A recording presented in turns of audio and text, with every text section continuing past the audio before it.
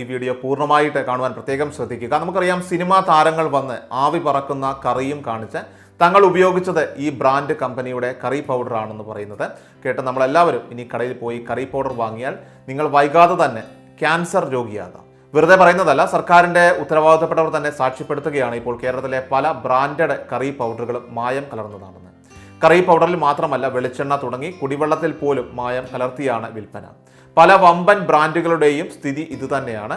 എന്നാലോ ഈ റിപ്പോർട്ടുകൾ പുറം ലോകം അറിയുന്നില്ല. ബ്രാൻഡുകളുടെ പേരുകൾ കേട്ടാൽ നിങ്ങൾ ഞെട്ടും. നമുക്കതിന്റെ പ്രധാനപ്പെട്ട വിശദാംശങ്ങൾ എന്തൊക്കെയെന്ന് ഈ വീഡിയോയിൽ പരിശോധിക്കാം. എല്ലാവരും വീഡിയോ പൂർണ്ണമായിട്ട് കാണുവാൻ പ്രത്യേകം ശ്രദ്ധിക്കണം. മറ്റുള്ള ആളുകളിലേക്ക് കൂടി വാർത്ത നിങ്ങൾ ഷെയർ ചെയ്യുക. വീഡിയോ എല്ലാവരും ഒന്ന് ലൈക്ക് ചെയ്ത് കാണുവാൻ മറക്കരുത്.